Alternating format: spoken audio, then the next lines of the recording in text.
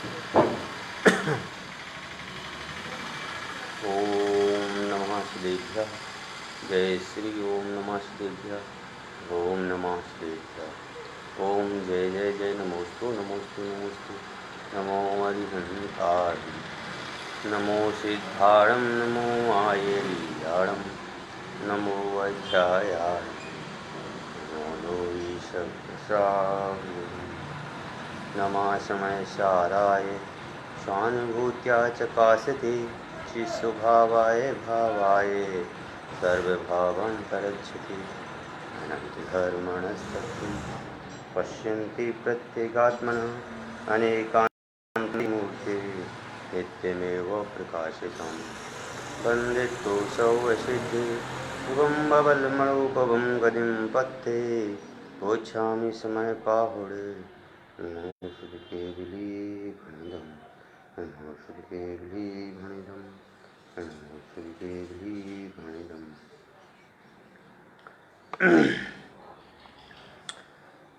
आज अपनी चर्चा समयसार ग्रंथाधिराज की 7वीं गाथा पर चलनी है। इस 7वीं गाथा में अभी तक 7वीं गाथा के पहले तक कहीं पर भी व्यवहार शब्द को प्रयोग नहीं किया गया।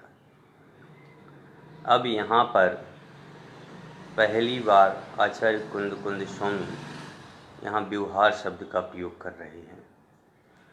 तीसरी गाथा में हमने निश्चय देखा था, लेकिन वहाँ वह निश्चय नय का प्रयोग नहीं था।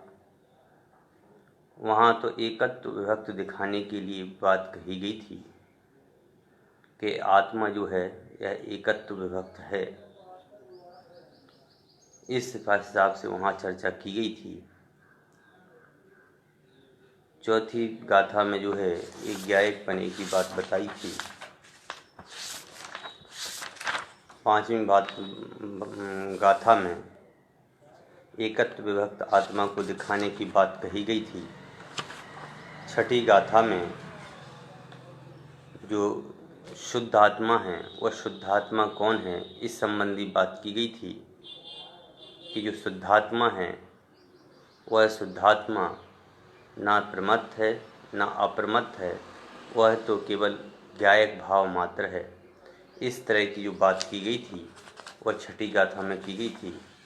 आज 7वीं गाथा में जो बात चल रही है वह 7वीं गाथा की जो बात है उसमें व्यवहार शब्द को प्रयोग किया है कि आत्मा का जो स्वरूप है उसको बताने के लिए यहाँ पर व्यवहार शब्द का प्रयोग किया है। यहाँ पर भी एकत्व विभक्त आत्मा की बात है और उस आत्मा के जो गुण पर्याय रूप से इसमें भेद रूप से कथन किया है। धर्मी की अपेक्षा यहाँ पर कथन किया गया है। यहाँ पर बहुत सारी बातों का उल्लेख प्राप्त हो रहा है, बहुत सारी बातें बताई जाएंगी। यहाँ ज्ञानी अज्ञानी के स्वरूप की चर्चा की जा रही है। यहाँ ज्ञानी किसे कहा गया है और अज्ञानी किसे कहा गया है, इस संबंधी भी यहाँ पर बात की गई है। कह रहे हैं जो ज्ञानी हैं वह कौन है और अज्ञानी क्या है, एवं इसे शुद्धात्मा या मतलब में जो शुद्ध कौन है और अशुद्ध कौन है। अशुद्ध यहाँ व्यवहार रूप से कहा गया है, परमार्थ से तो उसमें ऐसा कोई भेदभाव नहीं है। इस संबंधी यहाँ 7वीं गाथा में चर्चा की जा रही है, जिसको अपन को आज देखना है। व्यवहारेण दुदिश्यति अणाणिस्य चरित्र दंसडं राणम् अणबिडाणं न चरित्रम् अणादंसडं जाने गो शुद्धो। कितनी प्यारी यहाँ बात बताई जा रही है। कह रहे हैं व्यवहारेण दुदिश्यति के व्यवहार के उपदेश से, यानी व्यवहार से कह रहे हैं ऋणानिस्य चरित्र दंसराणम के ज्ञानी के चारित्र दर्शन ये 3 भाव होते हैं। व्यवहार से कहते हैं कि ज्ञानी की तीन बातें होती हैं, तीन भाव होते हैं। ये व्यवहार से व्यवहारेण वह दिस्सदी यानी उपदेशित करते हैं या कथन करते हैं। काय का? व्यवहार का। तो किसके व्यवहार का कह रहे हो? ज्ञानानिश्य। ज्ञानानिश्य मतलब में ज्ञानी के चरित्र दंसणम राणम, ज्ञानी के जो चरित्र है, दंसण है और ज्ञान है। णविणाणम, न दर्शन है, न चरित्रम, न चरित्र है, न दंसणम, न दर्शन है। जानगु शुद्धो, उसको तो एक शुद्ध मात्र जानो। जो कह रहे हैं कि ज्ञानी के दर्शन, चारित्र, दर्शन, ये तीन भाव जो हैं व्यवहार से कहे गए हैं। ज्ञानी के तो न तो दर्शन है, न ज्ञान है, न चरित्र है। समझ गए ना? दर्शन, ज्ञान, चरित्र तीनों भेद, पर्याय रूप जो भेद हैं, यह तीनों भेद शुद्ध ज्ञायक भाव के नहीं हैं। इस संबंधी यहाँ पर चर्चा आज अपन को करना है कि क्या कौन से भाव जो हैं ज्ञानी के हैं और कौन से भाव ज्ञानी के नहीं हैं। इस संबंधी इसमें चर्चा है। भावार्थ पढ़ता हूँ। द्रव्य ज्ञानी चारित जीविके, यह कहा व्यवहार से। क्या कहा? द्रव्य ज्ञानी चारित जीविके हैं, यह कहा व्यवहार से। ना ज्ञान दर्शन चरण ज्ञायक, शुद्ध है परमार्थ से। शुद्ध है परमार्थ से। परमार्थ की दृष्टि से देखें या कहें कि शुद्ध दृष्टि से देखें या कहें कि द्रव्यार्थिक नय की दृष्टि से देखें तो यह जो आत्मा है, यह आत्मा कैसा है? कह रहे है शुद्ध है। यहाँ पर किसी भी प्रकार का कोई भाव नहीं है। समझ गए ना? और जो भाव कहे गए हैं वह भाव तो व्यवहार से कहे हैं। यहाँ शुद्ध है परमार्थ से। ना ज्ञान दर्शन हैं कि निश्चय से ज्ञानी के ज्ञान भी नहीं है, चारित्र भी नहीं है, दर्शन भी नहीं है। ज्ञानी तो एक शुद्ध ज्ञायक ही है, जिसकी चर्चा अपन पहले कर चुके हैं कि ना तो ये प्रमत्त है ना अप्रमत्त है, ये तो एक ज्ञायक भाव रूप है। और वही बात यहाँ पर इस गाथा में अभी तक ज्ञान दर्शन चारित्र को तो आत्मा का कह रहे थे, परंतु अब यहाँ पर ये भी अभेद प्रकट कर दिया, भेद प्रकट कर दिया कि ज्ञान दर्शन चारित्र जो है यह आत्मा के नहीं हैं, मतलब ज्ञायक भाव के नहीं हैं। ज्ञायक भाव तो केवल शुद्ध है, उसमें कहीं किसी प्रकार का भी और कोई पर्याय नहीं है। चाहे वह ज्ञान की पर्याय हो, चाहे ज्ञान दर्शन की पर्याय हो, चाहे वह चारित्र की पर्याय हो, कोई सी भी पर्याय उसकी खुद की नहीं है। आत्मा तो परमार्थ से बिल्कुल भिन्न है। मतलब ये कितनी सोचने वाली बात है वास्तव में, हैं? ये तो बात तो चलो समझ में अपन को आती है कि भाई शरीर जो है यह शरीर हमारा नहीं है, यह राग द्वेष हमारे नहीं है, ये बाह्य विकल्प हमारे नहीं है। पर जो स्वभाव है वह स्वभाव कैसे पृथक हो सकता है? समझ गए ना? कि जो स्वभाव है उस स्वभाव, ज्ञान दर्शन चारित्र तो आत्मा का स्वभाव है, लेकिन ये स्वभाव जो हैं ऐसे कैसे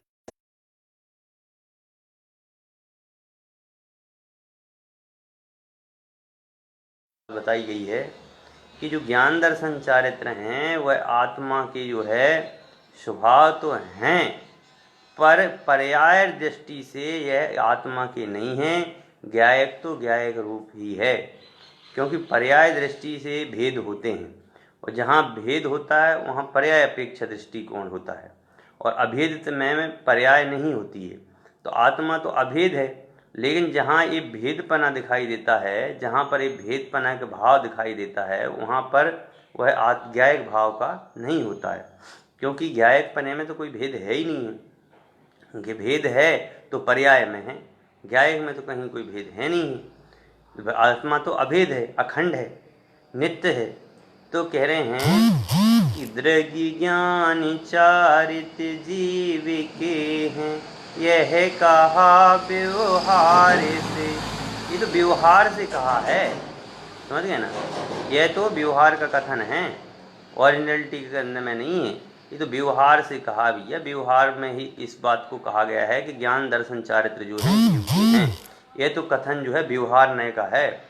और कहा कि न तो ज्ञान, न दर्शन, न चारित्र, ये तीनों जो हैं ये तीनों ही भेद आत्मा के नहीं हैं।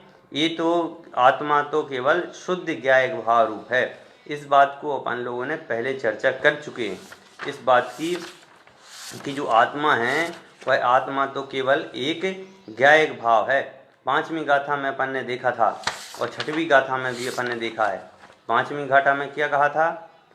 तम एयत्य बृहत्तम दायेहम अपड़ो सा वैण, कि निज विभाव से एकत्व ही दिखला रहा करता मनन, कि एकत्व विभक्त आत्मा, मैं आत्मा को निज वैभव से दिखाता हूँ। वहाँ पर एकत्व विभक्त आत्मा की बात की थी कि मेरे आत्मा के अलावा कोई भी पर पदार्थ मेरा नहीं है। 6ठी गाथा में उन्होंने कहा था कि ना मैं प्रमत्त हूँ ना अप्रमत्त हूँ, और प्रमत्त अप्रमत्त की बात उन्होंने कही थी कि आज जब से संसार हुआ है तब से लेकर के आज तक मैं नहीं था, और मैं था पर मेरे ये जो विभाव रूप परिणाम थे वह मेरे नहीं थे, समझ गए ना। प्रमत्त हूँ ना अप्रमत्त हूँ, और 7वें गुण स्थान से लेकर के 14वें गुण स्थान तक के जितने भी पर्याय है, जितने भी द्रव्य गुण पर्याय हैं वह सब मेरे नहीं हैं। सिद्ध पर्याय भी मेरी नहीं है, मोक्ष पर्याय भी मेरी नहीं है। इस बात को उन्होंने 6ठी गाथा तक कह दिया था। पर आज जो बात है वह है कि आत्मा के गुण जो हैं, आत्मा के तो अनंत गुण हैं, उन अनंत गुणों, ज्ञानादि अनंत गुणों में दर्शन ज्ञान चारित्र गुण जो है उन गुणों को भी बात कर रहे हैं कि यह गुण आत्मा के नहीं हैं। और यह यदि मानते हैं तो यह तो व्यवहार का कथन है। निश्चय से तो ज्ञान दर्शन चारित्र भी आत्मा के नहीं हैं। वास्तव में कितनी बड़ी बात है। यहाँ एक बात बहुत समझने वाली बात है, 3 बातें बहुत याद रखने वाली बात हैं कि जीव ज्ञानी बाकी सब अज्ञानी। बस एक बात बिल्कुल दिमाग में लगाने की बात है कि जीव तो ज्ञानी हैं, बाकी के सब अज्ञानी हैं। सम्यक ज्ञानी ज्ञानी हैं, बाकी के सब अज्ञानी हैं। केवल ज्ञानी ज्ञानी हैं, बाकी के सब अज्ञानी। तीनों चारों अपेक्षाओं से लगा लेना आप, समझिए ना कि जीव जो है ज्ञानी, संसार में देखें तो जीव जो है वह 6 द्रव्य में देखें तो जीव जो होता है वह ज्ञानी होता है, उसमें चेतन नाम का गुण होता है, ज्ञान दर्शन उसका स्वभाव होता है। तो अब ये ज्ञान दर्शन जो स्वभाव है, अब वो जो स्वभाव की अपेक्षा से उसको संसार में ज्ञानी कहा। क्यों? संसार में जीव द्रव्यों की अपेक्षा में, क्योंकि उसमें जो है चेतना नाम का गुण है। बाकी पुद्गल, धर्म, अधर्म, आकाश, काल, इन 5 द्रव्यों में चेतना नाम का गुण नहीं है, इसलिए जो है ज्ञानी कहा। दूसरी परिभाषी बात बताई, सम्यक ज्ञानी ज्ञानी है, बाकी सब अज्ञानी। अब आप देखेंगे कि सब में चेतन आत्मा है, पर चेतन आत्मा सब में होने के बाद में भी सम्यक ज्ञान किसके अंदर है कि भाई आत्मा के स्वरूप को समझने की जो बात कही गई है उस अपेक्षा देखते हैं तो एक सम्यक ज्ञानी है। अब वो केवल ज्ञानी ज्ञानी है, बाकी सब अज्ञानी है, कि भाई केवल ज्ञान की अपेक्षा से देखते हैं तो बाकी के सब हमें अज्ञानी दिखाई देते हैं, क्यों? केवल ज्ञान जो है सर्वोत्कृष्ट ज्ञान है। तो वही यहाँ पर बात बता रहे हैं कि ये जो पर्याय हैं, चाहे वह केवल ज्ञान की पर्याय हो, चाहे वह ज्ञान की पर्याय हो, दर्शन की पर्याय हो, चाहे की पर्याय हो, यह सारी की सारी जो पर्याय हैं ये व्यवहार की हैं, निश्चय की ये पर्याय नहीं हैं। इस बात का निरूपण इसमें किया गया है। अपन देखते हैं टीका। आत्मा के चारित्र, दर्शन और ज्ञान व्यवहार से कहे जाते हैं। क्या लिखा है यहाँ पर अमृतचंद स्वामी ने कि जो दर्शन है, ज्ञान है, चारित्र है, ये व्यवहार से कहे जाते हैं।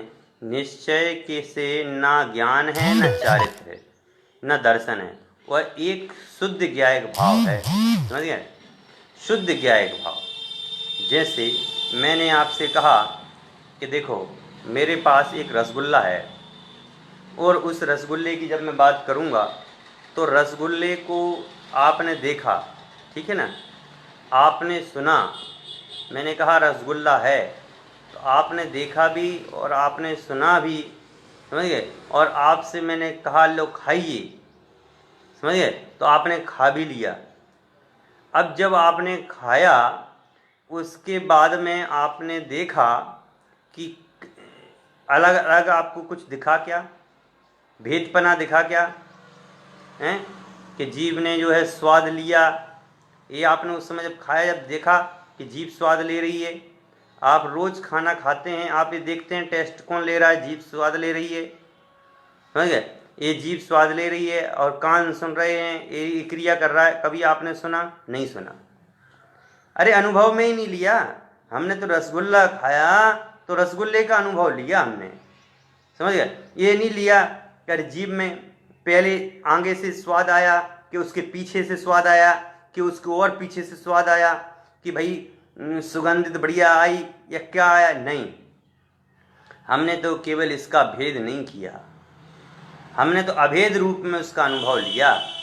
रसगुल्ले को खाया और आनंद आ गया, अभेदपना देखा उसका, ना हमने रंग देखा, न रूप देखा, न आकार देखा, न प्रकार देखा, न ये देखा कि किसने बनाया, ये कहाँ से दूध लाया गया था, कहाँ से नहीं लाया गया था। ये अनेक प्रकार की जो बातें हैं, इन सब को बातों को हमने नहीं ध्यान दिया, केवल हमने तो उसका एक अनुभव लिया। ऐसे यहाँ पर है भैया कि मैंने न तो ज्ञान का अनुभव, ज्ञान का भाव लिया, न दर्शन का भाव लिया, न चरित्र का भाव लिया।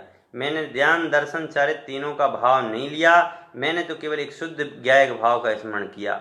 मैंने रसगुल्ला खाया तो रसगुल्ले को अनेक रूपों में नहीं देखा, अनेक प्रकार के भेद प्रभेद कर करके नहीं देखा कि इसमें शक्कर कहाँ भरी हुई है, यह शक्कर पूरे में है कि नहीं है, समझ गए ना, यह जो गोल है तो ये पूरा गोल है कि नहीं है, ये कैसा है, ये कैसा नहीं है। इस प्रकार का हमने किसी भी प्रकार का भेद उसमें नहीं किया, केवल एक हमने अभेद रूप में उसका आनंद लिया। उसी प्रकार से कहते हैं कि ज्ञान दर्शन चारित्र जो है, यह तो व्यवहार सी बात है, निश्चय की दृष्टि से तो केवल एक आत्म ज्ञायक भाव ही है, और उस ज्ञायक भाव का ही आनंद जो होता है वह शुद्ध आनंद है, और जो शुद्ध है वह ज्ञायक है, इसके अलावा कोई ज्ञायक नहीं है। ज्ञान दर्शन चारित्र तो ये पर्याय है, ज्ञान दर्शन चारित्रपना तो पर्याय है, द्रव्य तो कौन है, ज्ञायक है। तो ज्ञायक का अनुभव होना चाहिए, समझ गए ना।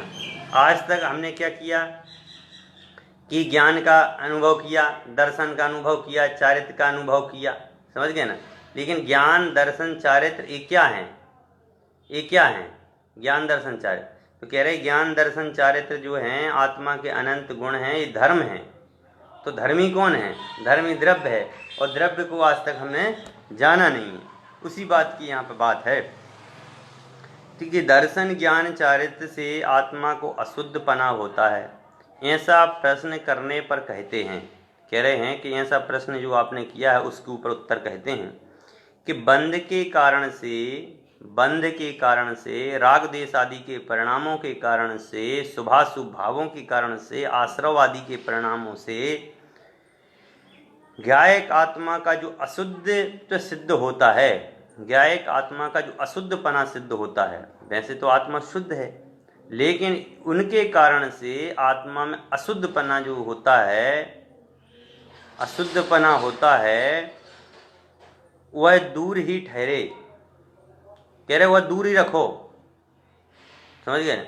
आपने जो बात कही कि भैया राग आदि के परिणामों से आत्मा अशुद्ध होती है, शुभाशुभ भावों से अशुद्ध होती है, कसाय रूप परिणामों से आत्मा अशुद्ध होती है, कह रहे इन भावों को तो आप दूर ही रखो, दूर ही ठहरो, दूर ही रखो, बात मत करो, इनकी तो चर्चा ही मत करो, इनको दूर ही रखो, इनसे मुझे बात नहीं करनी, समझ गए ना, कि इनसे तो कोई बात ही नहीं करनी है, इनको तो दूर ही रखो भैया। किंतु आत्मा के दर्शन ज्ञान चारित्र ही नहीं है। कह रहे हैं कि आत्मा के जो है दर्शन ज्ञान चारित्र भी मेरे नहीं है। आप तो बंध की बात करते हो, आप तो राग देश आदि के परिणामों को देखते हो, शुभ अशुभ परिणामों को देखते हो, उदय उपशम की अपेक्षाओं को देखते हो, सब चीज़ों को देखते हो, कह रहे ये मेरे नहीं है। जब मेरे ज्ञान दर्शन चारित्र मेरे नहीं तो ये कैसे मेरे हो सकते हैं?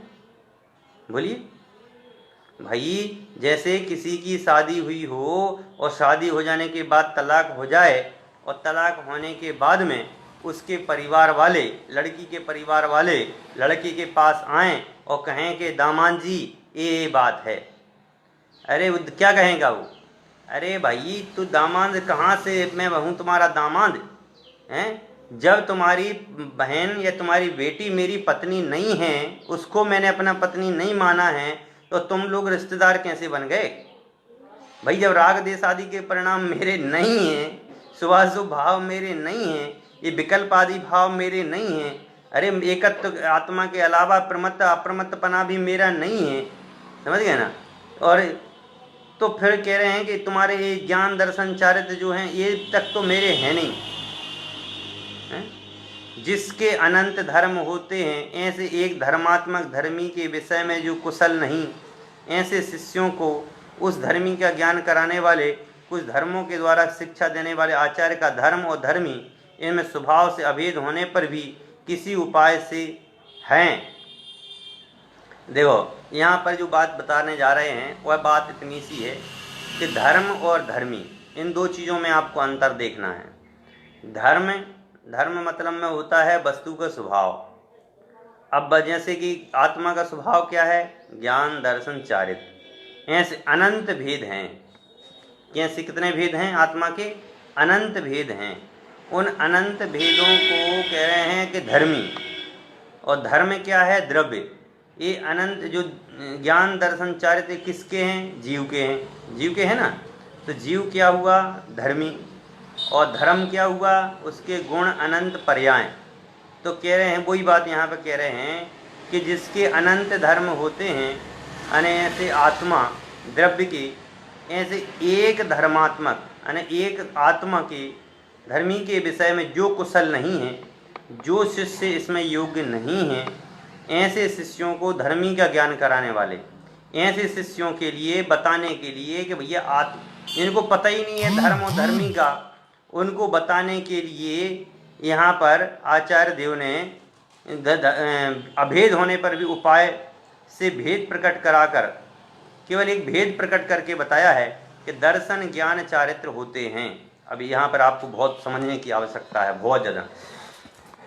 देखो कोई शिष्य है उसको ये पता ही नहीं है कि आत्मा में कौन कौन से गुण होते हैं, समझ गए ना? तो आत्मा में ज्ञान होता है, दर्शन होता है, चारित्र होता है और उनकी अनंत गुण पर्याय होती हैं। अब आत्मा में जब उनके अनंत रूप गुण हैं, आत्मा के अनंत गुण हैं, उन गुणों से यदि कोई परिचित व्यक्ति नहीं है और आत्मा की अपन बात करेंगे तो उसको क्या समझ में आएगा? कुछ नहीं। तो सबसे पहले तो उसको ज्ञान दर्शन चारित्र की बात करानी पड़ेगी ना। भाई बच्चा है, बच्चे को अपन डायरेक्ट में बोल दें चलो 10 की गिनती बोलिए, और उसको तो पता ही नहीं है एक कोई नहीं जानता है, वो 2 कोई नहीं जानता है, 3 कोई नहीं जानता है, 4 कोई नहीं जानता, 5 कोई नहीं जानता, और अपन कहने लगे चलो बताइए, कैसे बता पाएगा? तो वही बता रहे हैं कि कुछ शिष्य जो होते हैं अल्प बुद्धि शिष्य हैं, अज्ञानी शिष्य हैं, जिन शिष्यों को अभी ये भी पता नहीं है कि ज्ञान दर्शन चारित्र भी आत्मा के गुण हैं, उन शिष्यों को बताने के लिए कह रहे हैं धर्म और धर्मी 2 प्रकार की अपेक्षाएं ली गई। कि धर्म तो होता है द्रव्य का जो स्वभाव, वो गुण, द्रव्य में जो गुण हैं पर्याय हैं वह क्या हैं? 2 हैं धर्म, और धर्मी कौन है? आत्मा। धर्मी है आत्मा, धर्मी है आत्मा, और गुण पर्याय जो हैं उसके वह है धर्म। तो धर्म को समझाने के लिए धर्मी की बात करते हैं, लेकिन जिसको समझ में आ जाती है उसके लिए भेद करने की कोई आवश्यकता नहीं है, उसको भेद करके नहीं करते। जैसे हमें किसी को पहाड़ा पढ़ाना है, समझ गए ना, या काउंटिंग सिखानी है, तो अपन क्या करते हैं? एक लाइन खींचते हैं, छोटे बच्चों को समझाते हैं, एक लाइन खींचो 1 2 3 4 5 ऐसे सिखाते हैं। 1 2 3 4 5 ऐसे सिखाते हैं, समझे? और फिर उसको काउंट करते हैं 1 2 3 4 5 ऐसे करके 5 कर देते हैं। लेकिन ये बताइए जिस व्यक्ति को इस बात का अनुभव हो गया है उसको भेद करके समझाने की आवश्यकता है क्या? कि 2 और 2 4 होते हैं तो 2 लाइनें खींचो, पहले 1 2 3 4, फिर इसको फिर काउंट करो, ऐसा नहीं सिखाते ना। ऐसे ही कह रहे हैं कि भाई जो अज्ञानी शिष्य हैं उन अज्ञानी शिष्यों को तो भेद कर करके बताने के लिए ये जो है व्यवहार से ज्ञान दर्शन चारित्र बताए गए हैं, लेकिन जो ज्ञानी हैं उन ज्ञानियों के लिए तो ज्ञायक भाव ही है। ज्ञायक भाव कहने मात्र से ही सब कुछ समझ में आ जाता है, इतनी सी बात है, ऐसा उपदेश है। इसलिए व्यवहार मात्र से ज्ञानी आत्मा के दर्शन ज्ञान चारित्र होते हैं। यह तो केवल एक उपाय है, उपाय भेद प्रकट करा करके अज्ञानी शिष्यों को बताने के लिए यहाँ पर भेद किया गया है, बाकी इसमें भेद नहीं है। यह तो एक ज्ञायक स्वभाव मात्र है। परमार्थ से तो अनंत पर्यायें अपने साथ एक रूप अभिन्न रूप में समाई होने से एक रूप हैं। कह रहे परमार्थ से देखा जाए तो अनंत पर्याय हैं और अनंत पर्याय जो हैं एक अभिन्न रूप से इसमें समाहित हैं, क्योंकि ज्ञान गुण की जो है अनंत पर्याय हैं और वे अनंत पर्याय जो हैं इस ज्ञायक भाव में समाई हुई हैं तथा जिसका अनुभव किंचित मिला हुआ है। ऐसे भेद रहित एक स्वभाव अनुभव करने वाले आत्मा के न दर्शन होता है, न ज्ञान होता है, न चारित्र होता है। उसका ज्ञायक भाव ही शुद्ध भाव होता है, उसमें भेदपना कहीं प्रकट नहीं होता है। उसमें तो एक अभेद ज्ञातत्व आत्मा का ही अनुभव होता है, उसमें भेदपने करने की कोई आवश्यकता नहीं है। कि भाई धर्म और धर्मी को समझाने के लिए जो बात कही कि धर्म और धर्मी को समझाने के लिए आवश्यकता नहीं है, केवल धर्मी को समझ लिया तो धर्म अपने आप क्लियर हो जाएंगे। ये तो अल्प बुद्धि शिष्यों को समझाने के लिए बात है कि जो अल्प बुद्धि शिष्य होते हैं उनको केवल धर्म के बारे में बताया जाता है कि आत्मा में ज्ञान है, दर्शन है, चारित्र है। जो ज्ञानी शुद्ध है वह शुद्ध तो इसमें भेदभाव करता ही नहीं है, वह तो इसमें अभेद की दृष्टि से दिखता है। इसलिए ज्ञानी जो जीव है उस ज्ञानी की तो एक शुद्ध ज्ञायक भाव ही है। व्यवहार से यह ज्ञान दर्शन चारित्रपना यहाँ पर कहा गया है।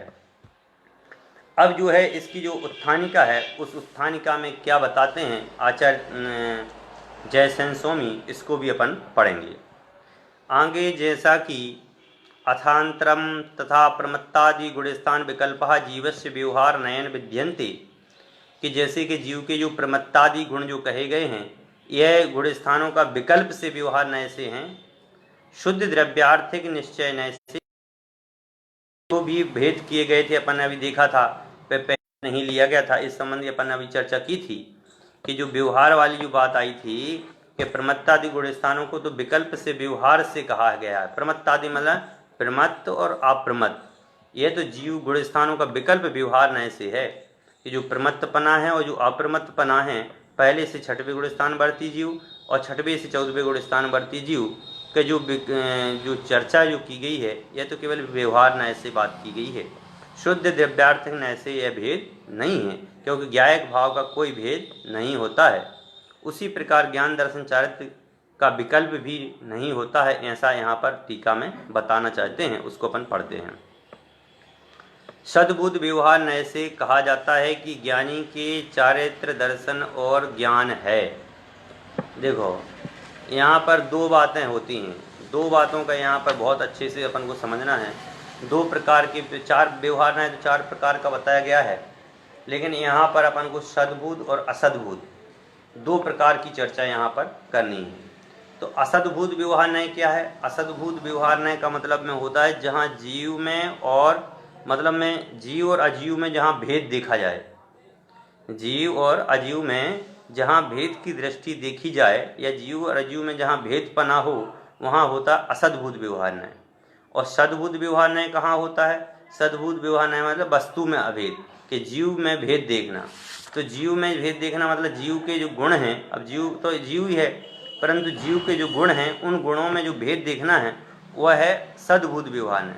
तो यहाँ सद्बुद्ध व्यवहार नय में जीव के गुणों में भेद देखा जा रहा है। असद्बुद्ध व्यवहार नय में तो जीव और अजीव में भेद अभेदपना देखते हैं, लेकिन सद्बुद्ध व्यवहार नय में भेद देखते हैं। तो इसमें अपन देखेंगे कि सद्बुद्ध व्यवहार नय से उपसधि यानी कहा जाता है कि ऋणानिश्य यानी कि ज्ञानी के चरित्र दंशनम ऋणानम, चारित्र दर्शन और ज्ञान जो कि उसके स्वरूप में है, किंतु न वीणाणम न चरित्रम न दंशनम, शुद्ध निश्चय नय से तो न ज्ञान है, न चरित्र है, न दर्शन है, तो फिर क्या है? कह रहे हैं कि शुद्ध निश्चय ने से आपने जो चर्चा की है कि शुद्ध निश्चय ने से तो आत्मा के ज्ञान दर्शन चारित्र भी नहीं है, तो आत्मा के है क्या? किम जाणगो, कि कह रहे ज्ञायक मात्र है, शुद्ध चेतन स्वभाव है, शुद्ध शुद्ध जो राग आदि रहित शुद्ध है। कि कह रहे हैं कि आत्मा का न तो ज्ञान है, न दर्शन है, न चारित्र है, वो तो केवल एक शुद्ध भाव बस है, और वह शुद्ध भाव का नाम है ज्ञायक भाव।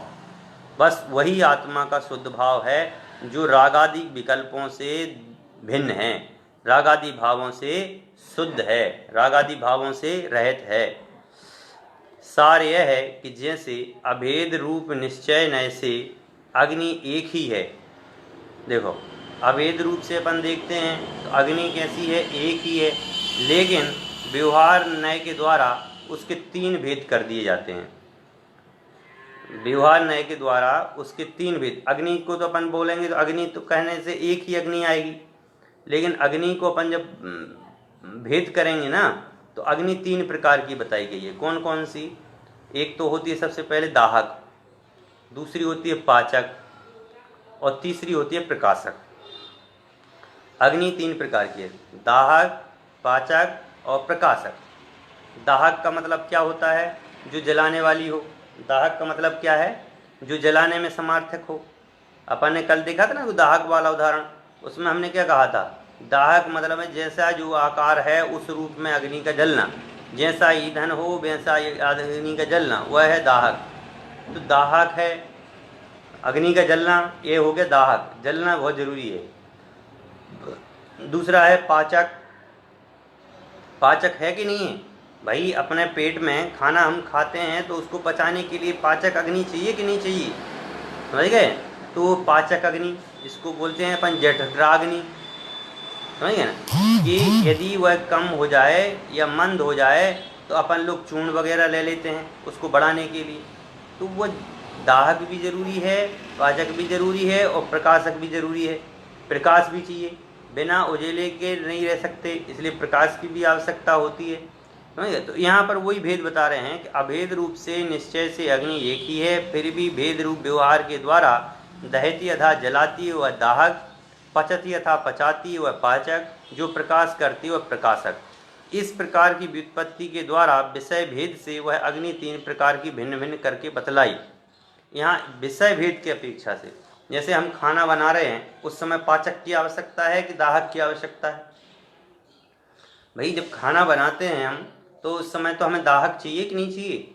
भाई रोटी अपन बनाते हैं तो रोटी के लिए जलाने के लिए, रोटी जलाने मतलब अधजली तो कहलाती ही है वो।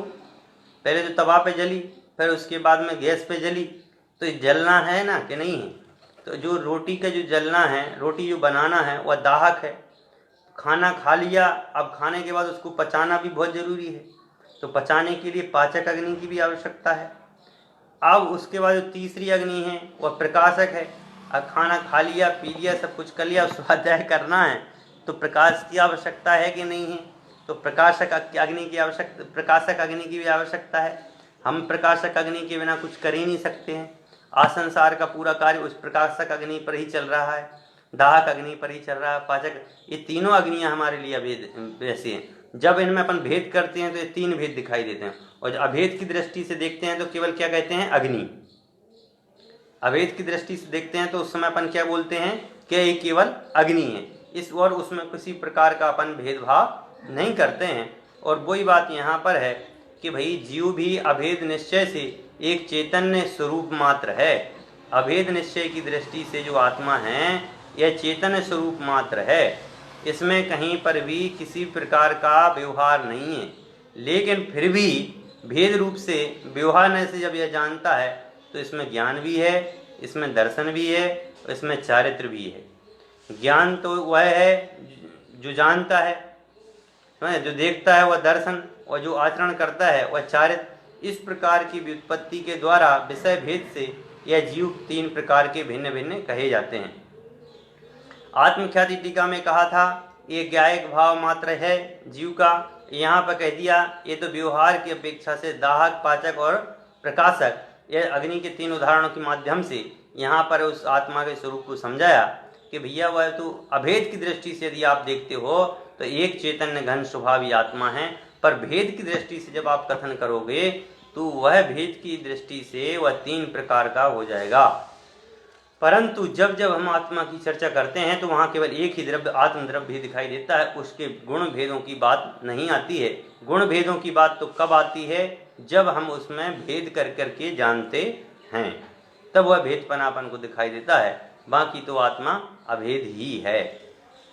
विशेषार्थ, विशेषार्थ गाथार्थ का, गाथा का विशेषार्थ गाथा नंबर 2 में बताया, जो दर्शन ज्ञान चारित्र में स्थित है वह स्वसमय है, अतः शुद्ध आत्मा एकत्व विभक्त है। ये बात आ गई थी। पहले तो इन्होंने ये बताया था कि भैया जो अपने स्वभाव में लीन है, ज्ञान दर्शन चारित्र में जो स्थित है वह कौन सा आत्मा है, तो उन्होंने कहा था वह स्वसमय आत्मा है, शुद्ध आत्मा है। फिर इस कथन को शिष्य के मन में जिज्ञासा पैदा हुई कि आपने दर्शन ज्ञान चारित्र के द्वारा उसमें भेद है, इसका निवारण करने के लिए आचार्य देव ने बताया कि वास्तव में आत्मा में अनंत गुण हैं और अनंत गुण होने पर भी उसका जो है धर्मी एक ही है। आत्मा का जो है गुण जो है धर्म है और उसमें जो आत्मा है वह धर्मी है। तो धर्मी तो एक है, परंतु उसके जो धर्म है वह अनेक हैं और धर्मी जो है वह एक ज्ञायक मात्र है। जो दर्शन ज्ञान चारित्र को भिन्न बताकर कहा गया है और सद्बुद्ध व्यवहार न्याय से बतलाया गया है। सद्बुद्ध व्यवहार न्याय का काम जो गुण गुणी इसके साथ अभिन्न होकर उसको भिन्न भिन्न करके बतलाए, उसको सद्बुद्ध व्यवहार न्याय कहते हैं। इस संबंधी अपन ने इसमें चर्चा की है। अभी अपने पास में 10 मिनट हैं, 10 मिनट में अपन थोड़ा सा और पढ़ लेते हैं। लोक में कर्मोदय से होने वाले रागादि भावों को आत्मा की अशुद्धि माना जाता है। आत्मा की अशुद्धि किसे माना गया है कि लोक में जितने भी रागादि भाव हैं वह सारे के सारे रागादि भाव का मतलब में इच्छा जो भी हो वह सब के से हैं, रागादि भाव हैं। व्यवहार की प्रूपणा से जिनवाणी में इस प्रकार का कथन प्राप्त होता है। यहाँ तो दर्शन ज्ञान चारित्र के भेद को भी अशुद्ध कहा है। जिनवाणी में तो व्यवहार के कथन में कहते ही हैं ज्ञान दर्शन चारित्र आत्मा के हैं, समझ गए, लेकिन यहाँ पे तो अभेद की बात की जा रही है। तब फिर रागादि अशुद्धि की बात क्या करें। तात्पर्य यह है कि जब दृष्टि के विषय में विकल्प उत्पादक होने से गुण भेद को भी शामिल नहीं किया जाता तो रागादि प्रमत्त पर्यायों को शामिल करने का कोई प्रश्न ही पैदा नहीं होता है। इसकी अपन ने चर्चा करी ली। अनुभव में तो एक अभेद अखंड नित्य ज्ञायक भाव दिखाई देता है, वही दृष्टि का विषय है। दृष्टि का विषय कौन सा होता है। दृष्टि का विषय मतलब मैं तो केवल एक ज्ञायक मात्र भाव हूँ और मेरे में मैं तो एकत्व विभक्त आत्मा हूँ। मैं अभेद हूँ, अखंड हूँ, नित्य हूँ, स्व पर प्रकाशी हूँ, परम ज्योति स्वरूप हूँ, शाश्वत हूँ। ऐसा ज्ञायक भाव रूप मेरा आत्मा मैं हूँ। इस प्रकार की जो प्रवृत्ति है उस प्रवृत्ति को बोलते हैं दृष्टि का विषय। दृष्टि के विषय में ज्ञायक भाव में कहीं पर भी किसी प्रकार का भेद उत्पन्न नहीं होता है, वह उसको अभेद रूप से अनुभव में लिया जाता है। इसके आश्रय से ही सम्यक दर्शन प्रकट होता है और उसी में अपनापन स्थापित करने का नाम भी सम्यक दर्शन है। जब दृष्टि के विषय में अपनापन स्थापित करते हैं या दृष्टि के विषय को अपन समझते हैं, उसको अनुभव में लेते हैं, तो हमें एक ज्ञायक आत्मा का अनुभव प्राप्त होता है। एकमात्र वही ध्येय है। अधिक क्या कहें, मुक्ति के मार्ग का मूलाधार ज्ञायक भाव रूप भगवान आत्मा ही है। इस भगवान आत्मा के अलावा कोई भी ज्ञायक भाव रूप नहीं है। इस प्रकार का जो टीका में अपन ने चर्चा की है। अब जो है अपन को प्रश्न उत्तर के माध्यम से चर्चा करनी है, जिसमें कुछ की चर्चा अपन आज कर लेते हैं, 1-2 प्रश्नों की, क्योंकि सरल है। जो बात अपने टीका में कही है उसी बात को यहाँ पर अपन को करना है। अभी विषय ताज़ा है, समझ में आया हुआ विषय है, तो जल्दी समझ में भी आ जाएगा। प्रश्न नंबर 1 है, इस गाथा का क्या प्रयोजन है। इस गाथा के प्रसंग का प्रयोजन क्या है। इस गाथा को कहने का क्या मतलब है, यहाँ उस गाथा को क्यों कहा गया है। तो कह रहे हैं यह गाथा अभेद रत्नात्रय की मुख्यता के कथन की अपेक्षा अवतरित है।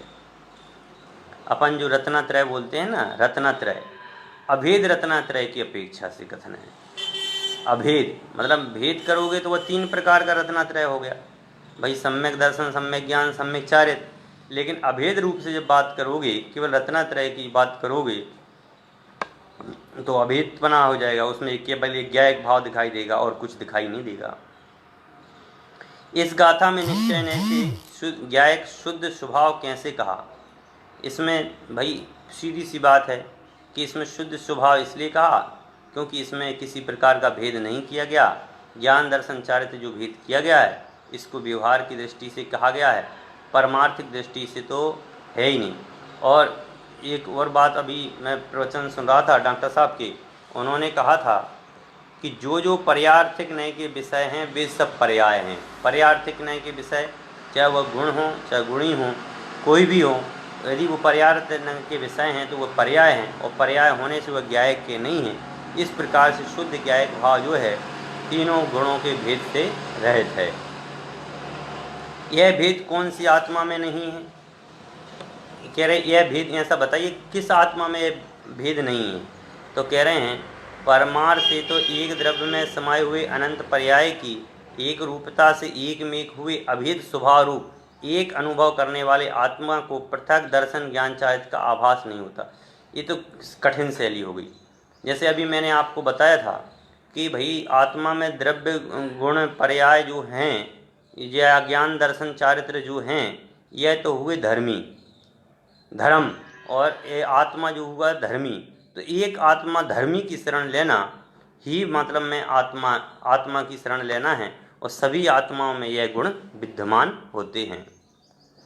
यह अनुभव किनको होता है, किसको पता चलता है इसका? एक कौन अनुभव करने वाला है इसका? तो कह रहे हैं जो आत्माएं अभेद रत्नात्रय से परिणत होकर एक ज्ञायक भाव का अनुभव करती हैं और जो शुद्ध निश्चय का विषय बनाती हैं, उनको होता है। इसके अलावा किसी को यह अभेद रत्नात्रय के स्वरूप का ज्ञान नहीं होता है। छठा 5वां प्रश्न है, किसके पास रत्नात्रय नहीं है उन्हें इस कथन से क्या प्रयोजन है? अरे जिसके पास रत्नात्रय नहीं है, ऐसे अवृत सम्यक दृष्टियों को, अवृत सम्यक दृष्टि मतलब चौथे गुण स्थानवर्ती, या सातिशय मिथ्या दृष्टियों को यह विचार करना, भाव करना कि शुद्ध आत्मा के ज्ञायक भाव में 3 गुणों की पृथक पृथक अनुभूति होती है। आत्मा शुद्ध द्रव्यार्थिक न्याय से एकमात्र ज्ञायक भाव है, यह निर्विकल्पना है। इस संबंधी जो चर्चा है, इस चर्चा को कल अपन विशेष रूप से यहाँ पर बात करेंगे। आज तो केवल एक अभेद रत्नात्रय के स्वरूप को अपन ने समझा, और वह अभेद रत्नात्रय ही शुद्ध ज्ञायक भाव है। इस प्रकार से सभी अपने अपने आत्मा के स्वरूप को समझें और अपने अपने स्वरूप में शुद्ध ज्ञायक बने की अनुभूति करें। इसी बात के साथ मैं अपनी वाणी को बयान देता हूँ। जय जैन। नवोवार नवोकारुण नवो।